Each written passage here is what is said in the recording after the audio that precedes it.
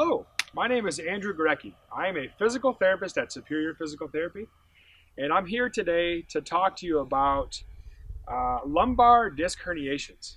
I'm going to try to show you what I would consider the top 3 exercises or movements to help treat or to help relieve the symptoms of a disc herniation. Now, keep in mind, there are lots of causes of disc herniation, and sometimes they require surgery, but oftentimes, in fact, 80% of the time, we know that within 6 months of conservative management through physical therapy, that 80% of the time people are able to avoid surgery. Now, as a personal story, I actually did have lumbar surgery, and interestingly enough, after the surgery, my disc herniation came back. And so I was able to, for a second round, relieve the disc herniation through physical therapy, which is part of my story on why I'm a physical therapist today. But I'm here to tell you that surgery is not always the answer, and I can speak personally from that experience. And if I told you there was a natural way to fix yourself that required no injections, no surgery, and no medication, that's what we're talking about today, is the top 3 strategies on what we see in the clinic that is common movement limitations for a disc herniation. Now, there's 2 main areas that we see that are limited in people that cause the disc herniation in the first place. The number one is hip mobility issues. If somebody doesn't have proper hip mobility, that causes a lot of stress on the disc and can actually tear that disc, which is where that disc herniation comes from in the first place. The second most common area is the upper spine. If we're moving in our day and our upper spine is tight, that's again another area that causes more stress on the disc and can be the dysfunction that causes the symptom of a disc herniation. So let's talk about the hips first. By far the most common hip limitation is the front or the anterior part of the hips, a muscle called the hip flexor. I'm going to show you a very easy strategy on how to get that muscle to loosen up and take pressure off your disc. We're going to get into a position here where we have one knee on the ground. This foot's nice and in front. I know this muscle has to be able to lengthen in 3 planes of motion. So the first plane of motion is front to back. So I'm going to get into this position here where right away I start to feel a little tension in my hip. My back's not hurting. I'm gently moving my hips front to back. I'm going to try this for 30 seconds. Then I'm going to try side to side, which is our second plane of motion. And I'm just going to gently let my hands move. Now, if this is hurting my back, I might just try to let my hips move. 30 seconds. And the third motion is going to be rotation left and right. So after a minute and a half, I'm going to switch my legs.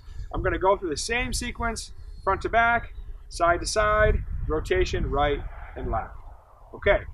Now, the second most common area is going to be limitations in the upper body, upper back. So I'm going to show you a strategy how we're going to use this wall. And we're going to actually take a strategy that tries to relieve pressure from the nerve that the disc is pushing on. And so we know that pressure relief is going to come from motions that create left side bending, if my right side, right rotation, and flexion.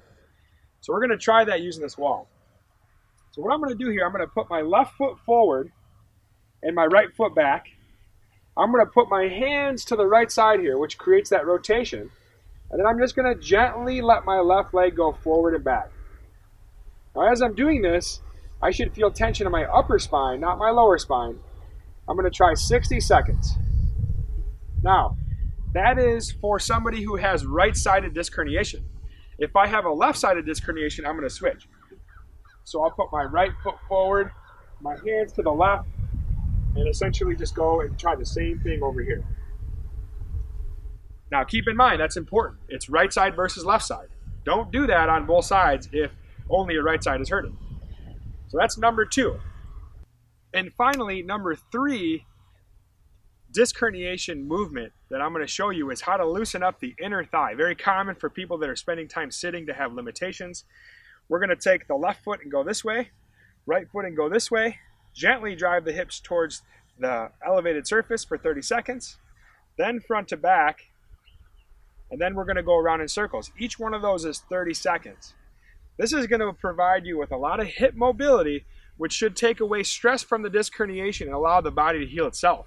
That's the key here, is creating an environment so that the body can heal, which it does very well when given the right opportunity.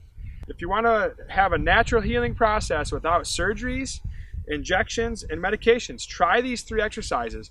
But keep in mind, There are hundreds of reasons why somebody had a disc herniation.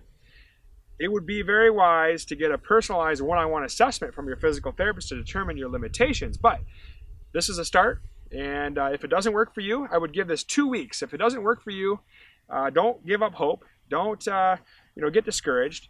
I would encourage you to come in and talk to us. Schedule an appointment today, 231-944-6541. Thank you.